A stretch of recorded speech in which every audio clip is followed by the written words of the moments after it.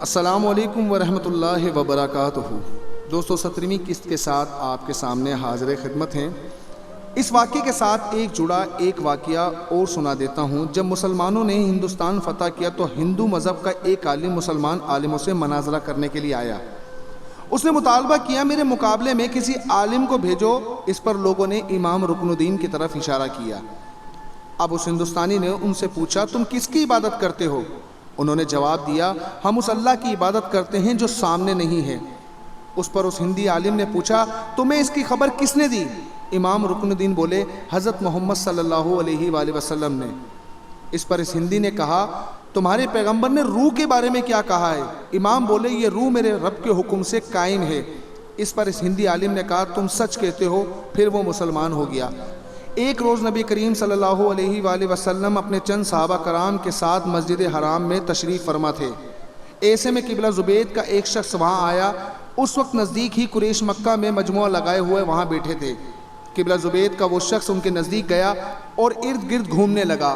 پھر اس نے کہا اے قریش کوئی شخص کیسے تمہارے علاقے میں داخل ہو سکتا ہے اور کوئی تاجر کیسے تمہاری سرزمین پر آ سکتا ہے جبکہ تم ہر آنے والے پر ظلم کرتے ہو؟ یہ کہتے ہوئے جب وہ اس جگہ پہنچا جہاں آپ صلی اللہ علیہ وآلہ وسلم تشریف فرما تھے تو آپ نے اس سے فرمایا تم پر کس نے ظلم کیا؟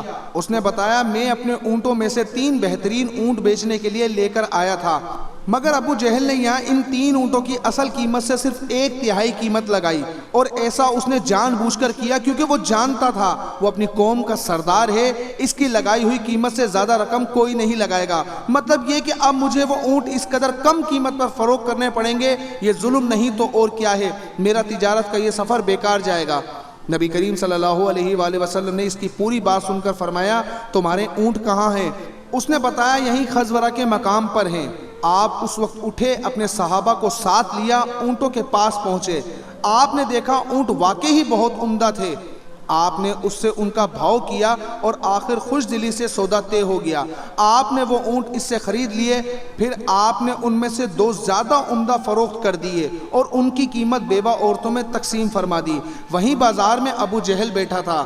اس نے سودا ہوتے دیکھا لیکن ایک لفظ نہ بول سکا۔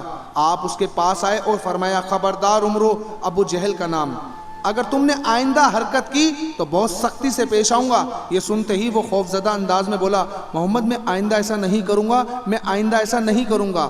اس کے بعد نبی کریم صلی اللہ علیہ وآلہ وسلم وہاں سے لوٹ آئے۔ ادھر راستے میں امیہ بن خلف ابو جہل سے ملا، اس کے ساتھ دوسرے ساتھی بھی تھے۔ ان لوگوں نے ابو جہل سے پوچھا تم تو محمد کے ہاتھوں بہت رسوا ہو کر آ رہے ہو، ایسا معلوم ہوتا ہے کہ یا تو تم ان کی پیروی کرنا چاہتے ہو یا تم ان سے خوف زدہ ہو گئے ہو۔ اس پر ابو جہل نے کہا میں ہرگز محمد کی پیروی نہیں کر سکتا۔ میری جو کمزوری تم نے دیکھی ہے اس کی وجہ یہ ہے کہ جب میں نے محمد صلی اللہ علیہ وآلہ وسلم کو دیکھا تو ان کے دائیں بائیں بہت سارے آدمی نظر آئے، ان کے ہاتھوں میں نیزے اور بھالے تھے اور وہ ان کو میری طرف لہرا رہے تھے۔ اگر میں اس وقت ان کی بات نہ مانتا تو وہ سب لوگ مجھ پر ٹوٹ پڑتے۔ ابو جہل ایک یتیم کا سرپرست بنا، پھر اس کا سارا مال غصب کر کے اسے نکال باہر کیا۔ وہ یتیم نبی کریم صلی اللہ علیہ وآلہ وسلم کے پاس ابو جہل کے خلاف فریاد لے کر آیا۔ نبی کریم صلی اللہ علیہ وآلہ وسلم اس یتیم کو لیے ابو جہل کے پاس پہنچے۔ آپ نے اس سے فرمایا اس یتیم کا مال واپس کر دو۔ ابو جہل نے فوراً مال اس لڑکے کے حوالے کر دیا۔ مشرکین کو یہ بات معلوم ہوئی تو بہت حیران ہوئے۔ انہوں نے ابو جہل سے کہا کیا بات ہے، تم اس قدر بزدل کب سے ہو گئے کہ فوراً ہی مال اس لڑکے کے حوالے کر دیا؟ اس پر اس نے کہا تمہیں نہیں معلوم محمد صلی اللہ علیہ وآلہ وسلم کے دائیں بائیں مجھے بہت خوفناک ہتھیار نظر آئے تھے، میں ان سے ڈر گیا۔ اگر میں اس یتیم کا مال نہ لوٹاتا تو وہ ان ہتھیاروں سے مجھے مار ڈالتے۔ قبلہ خشم کی ایک شاخ عریشہ تھی، اس کے ایک شخص سے ابو جہل نے کچھ اونٹ خریدے لیکن قیمت ادا نہ کی۔ اس نے قریش کے لوگوں سے فریاد کی۔ ان لوگوں نے نبی کریم صلی اللہ علیہ وآلہ وسلم کا مذاق اڑانے کا پروگرام بنا لیا۔ انہوں نے اس عراشی سے کہا تم محمد کے پاس جا کر فریاد کرو۔ ایسا انہوں نے اس لیے کہا تھا کہ ان کا خیال تھا کہ نبی کریم صلی اللہ علیہ وآلہ وسلم ابو جہل کا کچھ نہیں بگاڑ سکتے۔ عراشی نبی کریم صلی اللہ علیہ وآلہ وسلم کے پاس گیا، آپ نے فوراً اسے ساتھ لیا اور ابو جہل کے مکان پر پہنچ گئے۔ اس کے دروازے پر دستک دی۔ ابو جہل نے اندر سے پوچھا کون ہے؟ آپ نے فرمایا محمد۔ ابو جہل فوراً باہر نکل آیا۔ آپ کا نام سنتے ہی اس کا چہرہ زرد پڑ چکا تھا۔ آپ نے اسے فرمایا اس شخص کا حق فوراً ادا کر دو۔ اس نے کہا بہت اچھا، ابھی لایا۔ اس نے اسی وقت اس کا حق ادا کر دیا۔ اب وہ شخص واپسی اسی قریشی مجلس میں آیا اور ان سے بولا اللہ تعالیٰ ان یعنی حضرت صلی اللہ علیہ وآلہ وسلم کو جزائے خیر دے، اللہ کی قسم انہوں نے میرا حق مجھے دلوایا۔ مشرک لوگوں نے بھی اپنا ایک آدمی ان کے پیچھے بھیجا تھا اور اس سے کہتا تھا کہ وہ دیکھتا رہے نبی کریم صلی اللہ علیہ وآلہ وسلم کیا کرتے ہیں۔ چنانچہ جب وہ واپس آیا انہوں نے اس سے پوچھا ہاں تم نے کیا دیکھا؟ جواب میں اس نے کہا میں نے ایک بہت ہی عجیب اور حیرت ناک بات دیکھی ہے۔ اللہ کی قسم محمد نے جیسے ہی اس کے دروازے پر دستک دی وہ فوراً اس حالت میں باہر نکل آیا گویا اس کا چہرہ بالکل بے جان اور زرد ہو رہا تھا۔ محمد نے اس سے کہا کہ اس کا حق اسے ادا کر دو۔ وہ بولا بہت اچھا، یہ کہہ کر وہ اندر گیا اور اسی وقت اس کا حق لا کر اسے دے دیا۔ قریشی سردار یہ سارا واقعہ سن کر بہت حیران ہوئے۔ اب انہوں نے ابو جہل سے کہا تمہیں شرم نہیں آتی؟ جو حرکت تم نے کی ایسی تو ہم نے بھی کبھی نہیں دیکھی۔ جواب میں اس نے کہا تمہیں کیا پتا؟ جو ہی محمد نے میرے دروازے پر دستک دی اور میں نے ان کی آواز سنی تو میرا دل خوف اور دہشت سے بھر گیا۔ پھر میں باہر آیا تو میں نے دیکھا کہ ایک بہت قداور اونٹ میرے سر پر کھڑا ہے۔ میں نے آج تک اتنا بڑا اونٹ کبھی نہیں دیکھا تھا۔ اگر میں ان کی بات ماننے سے انکار کر دیتا تو وہ اونٹ مجھے کھا لیتا۔ کچھ مشرک ایسے بھی تھے جو مستقل طور پر آپ کا مذاق اڑایا کرتے تھے۔ اللہ تعالیٰ نے ان کے بارے میں ارشاد فرمایا یہ لوگ جو آپ پر ہنستے ہیں اور اللہ تعالیٰ کے سوا دوسروں کو معبود قرار دیتے ہیں ان سے آپ کے لیے ہم کافی ہیں۔ سورہ الحجر آیت 95۔ ان مذاق اڑانے والوں میں ابو جہل، ابو لہب، عقبہ بن ابی معیط، حکم بن عاص بن امیہ جو حضرت عثمان رضی اللہ تعالیٰ عنہ کا چچا تھا اور عاص بن وائل شامل تھے۔ ابو لہب کی حرکات میں سے ایک حرکت یہ تھی کہ وہ حضرت صلی اللہ علیہ وآلہ وسلم کے دروازے پر گندگی پھینک جایا کرتا تھا۔ ایک روز وہ یہی حرکت کر کے جا رہا تھا کہ اسے اس کے بھائی حضرت حمزہ رضی اللہ تعالیٰ عنہ نے دیکھ لیا۔ حضرت حمزہ رضی اللہ تعالیٰ عنہ نے وہ گندگی اٹھا کر فوراً ابو لہب کے سر پر ڈال دی۔ اسی طرح عقبہ بن ابی معیط نبی کریم صلی اللہ علیہ وآلہ وسلم کے دروازے پر گندگی ڈال کر جایا کرتا تھا۔ عقبہ نے ایک روز آپ کے چہرے مبارک کی طرف تھوکا، وہ تھوک لوٹ کر اسی کے چہرے پر آ پڑا۔ جس حصے پر وہ تھوک گرا وہاں کوڑ جیسا نشان بن گیا۔ ایک مرتبہ عقبہ بن ابی معیط سفر سے واپس آیا تو اس نے ایک بڑی دعوت دی، تمام قریشی سرداروں کو کھانے پر بلایا۔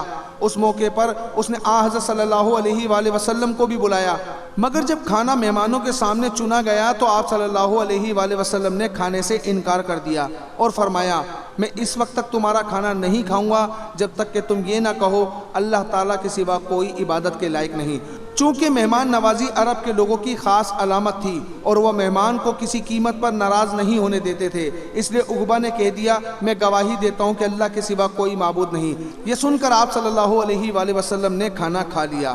کھانے کے بعد سب لوگ اپنے گھر چلے گئے۔ عقبہ بن ابی معیط ابی بن خلف کا دوست تھا۔ لوگوں نے اسے بتایا کہ عقبہ نے کلمہ پڑھ لیا ہے۔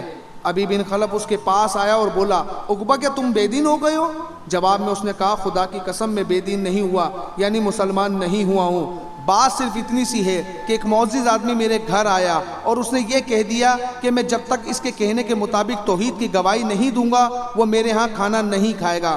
مجھے اس بات سے شرم آئی کہ ایک شخص میرے گھر آئے اور کھانا کھائے بنا چلا جائے، اس لیے میں نے وہ الفاظ کہہ دیے اور اس نے کھانا کھا لیا، لیکن سچ یہی ہے کہ میں نے وہ کلمہ دل سے نہیں کہا تھا۔ یہ بات سن کر ابی بن خلف کا اطمینان نہ ہوا۔ اس نے کہا میں اس وقت تک نہ اپنی شکل تمہیں دکھاؤں گا نہ تمہاری شکل دیکھوں گا جب تک کہ تم محمد کو منہ نہ چڑھاؤ، ان کے منہ پر نہ تھوکو اور ان کے منہ پر نہ مارو۔ یہ سن کر عقبہ نے کہا یہ میرا تم سے وعدہ ہے۔ اس کے بعد جب نبی کریم صلی اللہ علیہ وآلہ وسلم اس بدبخت کے سامنے آئے اس نے آپ کو منہ چڑھایا، آپ کے چہرے مبارک پر تھوکا، لیکن اس کا تھوک آپ کے چہرے مبارک تک نہ پہنچا بلکہ خود اس کے منہ پر آ گرا۔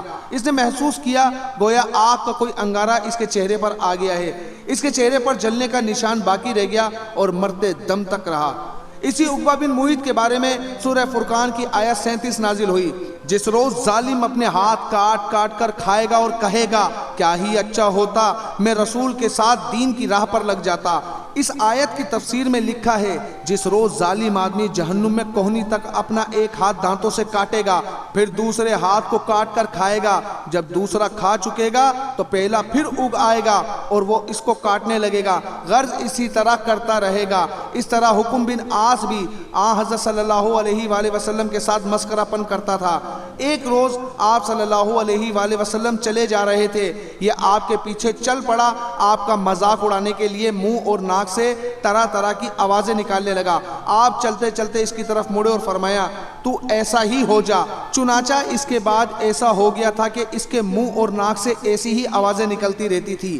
1 ماہ تک یہ بے ہوشی کی حالت میں رہا، اس کے بعد مرنے تک اس کے منہ اور ناک سے ایسی ہی آوازیں نکلتی رہی۔ اسی طرح عاص بن وائل بھی نبی پاک صلی اللہ علیہ وآلہ وسلم کا مذاق اڑایا کرتا تھا اور کہا کرتا تھا محمد اپنے آپ کو اور اپنے ساتھیوں کو نعوذ باللہ یہ کہہ کر دھوکہ دے رہے ہیں کہ وہ مرنے کے بعد دوبارہ زندہ کیے جائیں گے۔ خدا کی قسم ہماری موت صرف زمانے کی گردش اور وقت کے گزرنے کی وجہ سے آتی ہے۔ اسی عاص بن وائل کا ایک واقعہ اور ہے۔ حضرت خباب بن ارد مکہ میں لوہار کا کام کرتے تھے، تلواریں بناتے تھے۔ انہوں نے عاص بن وائل کو کچھ تلواریں فروخت کی تھی، ان کی اس نے ابھی قیمت ادا نہیں کی تھی۔ خباب بن ارد اس سے قیمت کا تقاضا کرنے کے لیے گئے تو اس نے کہا خباب تم محمد کے دین پر چلتے ہو، کیا وہ یہ دعویٰ نہیں کرتے کہ جنت والوں کو سونا چاندی قیمتی کپڑے خدمتگار اور اولاد مرضی کے مطابق ملے گی؟ حضرت خباب بن ارد بولے ہاں یہی بات ہے۔ اب عاص نے ان سے کہا میں اس وقت تک تمہارا قرض نہیں دوں گا جب تک کہ تم محمد کے دین کا انکار نہیں کرو گے۔ تو دوستو آج کا یہ ٹاپک یہاں پر اختتام پذیر ہوا۔ انشاءاللہ نیکسٹ ویڈیو میں آپ لوگوں سے پھر ملاقات ہوگی، اور اپنی رائے کومنٹ سیکشن میں دینا مت بھولیے گا۔ اپنی رائے کا اظہار کرتے رہا کریں تاکہ ہمیں یہ پتہ چلے کہ آپ لوگ ہمارے ساتھ جڑے ہوئے ہیں۔